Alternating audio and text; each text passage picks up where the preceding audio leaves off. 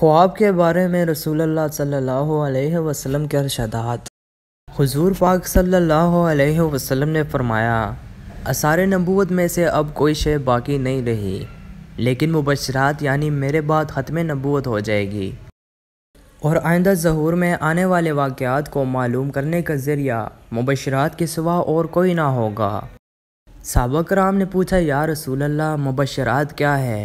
آپ صلی اللہ علیہ وسلم نے فرمایا، اچھے یا سچے خواب۔ جب تک خواب بیان نہ کیا جائے وہ پرندے کے پاؤں پر ہوتا ہے، اور جب اسے بیان کر دیا جائے تو واقع ہو جاتا ہے۔ سب سے بڑا بہتان یہ ہے کہ آدمی اپنی آنکھوں کو وہ چیزیں دکھائے جو آنکھوں نے نہیں دیکھیں، یعنی بہتان باندھے اور جھوٹا خواب بیان کرے۔ جب خواب میں شیطان کسی کے ساتھ کھیلے تو اسے چاہیے کہ وہ اس خواب کو دوسروں کے سامنے بیان نہ کرتا پھرے۔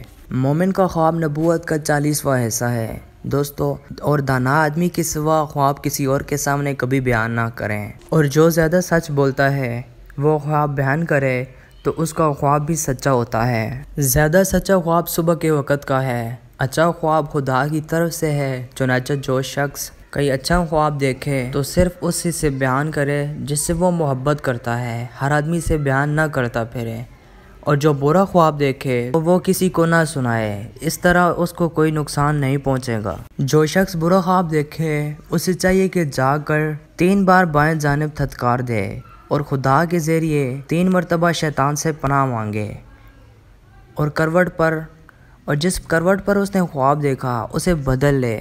فرمایا، جس شخص نے مجھے خواب میں دیکھا اس نے مجھ ہی کو دیکھا، اس لیے شیطان میری صورت اختیار نہیں کر سکتا۔